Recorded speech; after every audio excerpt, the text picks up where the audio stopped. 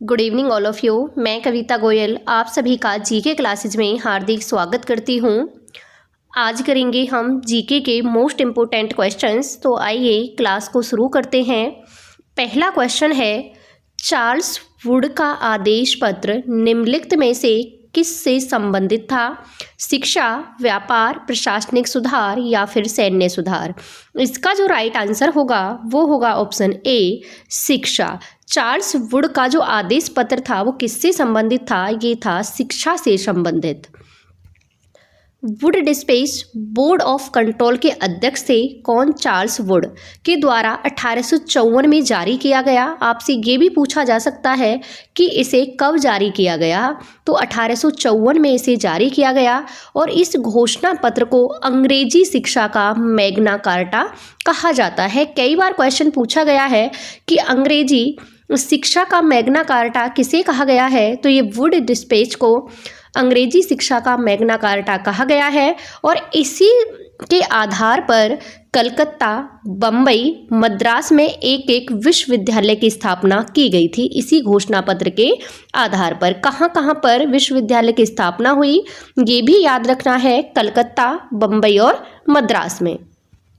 अगला क्वेश्चन देखिए, 1817 में डेविड हेयर द्वारा प्रसिद्ध हिंदू कॉलेज की स्थापना की गई थी। तो कहाँ पर की गई थी? कोलकाता में। 1817 में डेविड हेयर ने एक हिंदू कॉलेज की स्थापना की। कहाँ पर? कोलकाता में की थी। और किसके साथ मिलकर की थी? राजा राम मोहन राय के साथ। राजा राम मोहन राय ने 1817 ईस्वी में डेविड हेयर, अलेक्जेंडर डफ के साथ मिलकर कोलकाता में प्रसिद्ध हिंदू कॉलेज की स्थापना की थी। तो इस कॉलेज को स्थापित करने में कौन कौन लोग शामिल थे? एक थी राजा राम मोहन राय, डेविड हेयर और तीसरी थे अलेक्जेंडर डफ। आगे क्वेश्चन देखिए, फारसी साप्ताहिक मरातुल अखबार को कौन प्रकाशित करते थे? तो ये करते थे राजा राम मोहन राय। राजा राम मोहन राय ने फारसी साप्ताहिक एक अखबार निकलता था जिसका नाम था मरातुल, और उसको किसने प्रकाशित किया था? राजा राम मोहन राय ने किया था। राजा राम मोहन राय के प्रयासों के द्वारा ही सती प्रथा को खत्म किया गया था 1829 में। किसके प्रयास से? राजा राम मोहन राय के प्रयास से। इन्होंने ही ब्रह्म समाज की स्थापना की थी।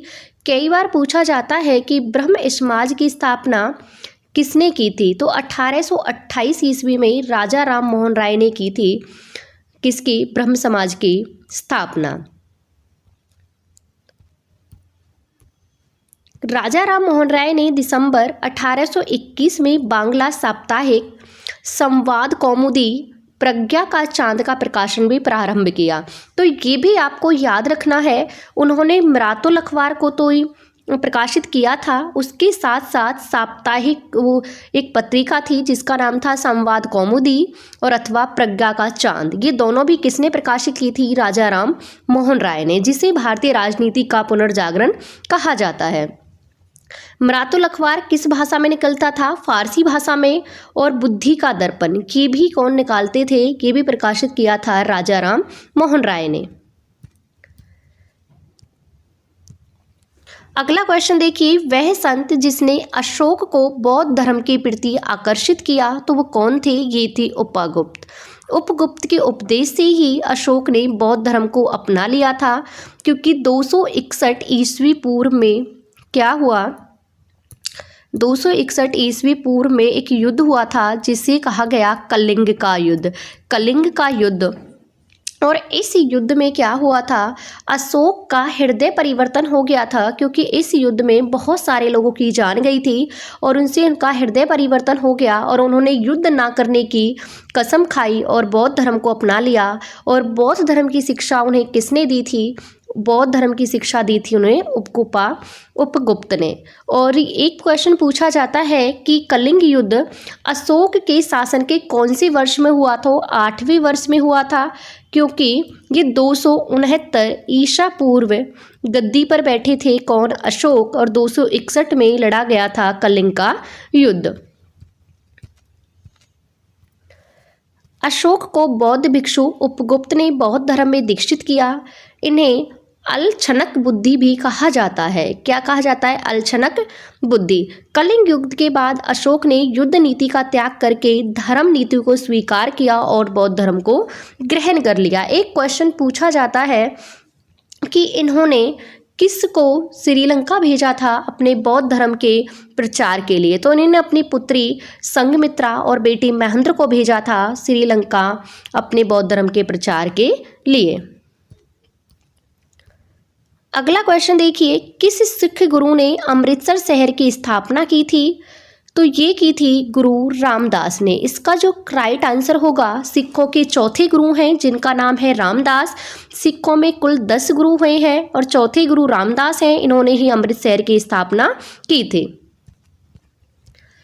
सिखों के चौथे गुरु रामदास ने 1577 ईस्वी में अकबर द्वारा 500 बीघा भूमि पर रामदासपुर या फिर चक गुरु नगर की स्थापना की। अब हुआ क्या था कि अकबर ने इनको 500 बीघा जमीन क्या है दान में दी थी। किसको? रामदास को। रामदास ने उस पर शहर बसाया जिसका नाम रखा रामदासपुर या फिर चक गुरु। बाद में यही शहर का नाम पड़ा क्या? अमृतसर। बाद में इस शहर का नाम क्या पड़ गया? अमृतसर। अमृतसर शहर में ही सिखों का सबसे बड़ा गुरुद्वारा है जिसका नाम है स्वर्ण मंदिर। तो आपसे पूछ ले स्वर्ण मंदिर कहाँ पर है? तो ये अमृतसर शहर में है और एक गुरुद्वारा है। अगला क्वेश्चन देखिए, महाराष्ट्र का सबसे महान कवि कौन था? तो महाराष्ट्र का जो सबसे महान कवि थे वो थे तुकाराम। तुकाराम महाराष्ट्र के सबसे महान कवि थे। इन्हीं महाराष्ट्र का कबीर भी कहा जाता है। किसको? तुकाराम को। तुकाराम महाराष्ट्र के महंतन कवि में से थे। इनका जन्म पुणे जिले के देहू नामक गांव में 16वीं सदी में हुआ था। तुकाराम जहांगीर और शिवाजी के समकालीन थे और बरकरी संप्रदाय का संस्थापक किसको माना जाता है? तुकाराम को माना जाता है। तुकाराम को महाराष्ट्र का कबीर भी कहा जाता है। क्वेश्चन आपसे पूछ लेगा कि बताइए महाराष्ट्र का कबीर किसे कहा जाता है या फिर बरकरी संप्रदाय का संस्थापक कौन है? तो आपका आंसर होगा तुकाराम। आगे क्वेश्चन देखिए, कृष्ण जीवन परक प्रेम वाटिका काव्य की रचना किसने की है? तो काव्य का नाम क्या है? प्रेम वाटिका। और किसके जीवन पर आधारित है? कृष्ण के जीवन पर आधारित है। ये लिखी किसने है? तो ये लिखी थी रश खान ने। किसने? रश खान ने। एक कई बार रिपीट होती है गीत गोविंद। गीत गोविंद की रचना किसने की है? जयदेव ने। गीत गोविंद की रचना किसने की है? जयदेव ने। प्रेम वाटिका कृष्ण भक्त कवि रशखान द्वारा लिखी गई एक प्रसिद्ध कविता है। इसकी रचना 1671 ईस्वी में हुई। इसमें भक्ति रस और श्रृंगार रस दोनों की क्या है? प्रधानता है। अगला क्वेश्चन देखिए, एलोरा मंदिरों का निर्माण किस वंश के शासकों ने करवाया था? तो ये करवाया था राष्ट्रकूट वंश के शासकों ने। किसका? एलोरा मंदिरों का निर्माण। महाराष्ट्र के औरंगाबाद जिले में स्थित है एलोरा मंदिर। इनका निर्माण राष्ट्रकूट शासक कृष्ण प्रथम ने करवाया था और इसका वर्णन हमें कहाँ मिलता है? बड़ौदा अभिलेख में मिलता है। पूछ लेगा कि एलोरा के मंदिरों का निर्माण राष्ट्रकूट शासक कृष्ण प्रथम ने करवाया। इसका वर्णन या इसकी जानकारी हमें किस अभिलेख से मिलती है? तो आपका आंसर होगा बड़ौदा अभिलेख से हमें इन सब की जानकारी मिलती है। अगला क्वेश्चन देखिए, निम्नलिखित में से किस स्थान पर प्रथम जैन परिषद का आयोजन हुआ? ये हुआ था पाटलिपुत्र में। इसका राइट आंसर होगा पाटलिपुत्र। प्रथम जैन परिषद का आयोजन पाटलिपुत्र में किया गया। इसके प्रमुख संरक्षक चंद्रगुप्त मौर्य थे, क्योंकि जो चंद्रगुप्त मौर्य थे वो जैन धर्म के अनुयायी थे और उन्होंने संलेखना विधि के द्वारा श्रवणबेलगोला में अपने अपने प्राण त्याग दिए थे। किसने? चंद्रगुप्त मौर्य ने। तो क्वेश्चन आएगा कि चंद्रगुप्त मौर्य जो हैं वो किस धर्म के संरक्षक थे? तो वो जैन धर्म के क्या थे? संरक्षक थे। और उन्हीं के शासनकाल में जैन परिषद का आयोजन हुआ पाटलिपुत्र में। 300 ईसा पूर्व में आयोजित किया गया था और इसकी अध्यक्षता किसने की थी? स्थूलभद्र ने की थी। किसने? स्थूलभद्र ने इसकी अध्यक्षता की थी? पहली, जैन संगति बोलें या फिर जैन परिषद बोलें। दूसरी जैन परिषद का आयोजन 512 ईस्वी में बल्लवी में हुआ और इसकी अध्यक्षता की थी क्षमा श्रवण ने। तो ये भी याद रखना है, पहले की अध्यक्षता हुई है स्थूलभद्र ने की है और दूसरे की अध्यक्षता की है क्षमा श्रवण ने। आज का लास्ट क्वेश्चन देखिए, मेलाघाट बाघ अभयारण्य किस राज्य में स्थित है? तो ये कहाँ पर है? मेलाघाट, ये है महाराष्ट्र में। कहाँ पर है? महाराष्ट्र में है मेलाघाट बाघ अभयारण्य। मेलाघाट बाघ अभयारण्य महाराष्ट्र राज्य के अमरावती जिले के उत्तरी भाग में स्थित है। इसे 1973 में स्थापित किया गया था। सतपुड़ा की श्रेणी में ताप्ती नदी और गविलगढ़ की पहाड़ियां इसकी सीमाएं बनाती हैं, यानी कि एक तरफ इसकी ताप्ती नदी है और दूसरी तरफ इसके क्या है? गविलगढ़ की पहाड़ियां हैं। और ये दोनों कहाँ हैं? सतपुड़ा रेंज में है और ये महाराष्ट्र राज्य के अमरावती जिले के उत्तरी भाग में स्थित है और इसकी स्थापना हुई थी 1973 में। तो ये याद रखना है, मेलाघाट कहाँ पर है? महाराष्ट्र राज्य में है।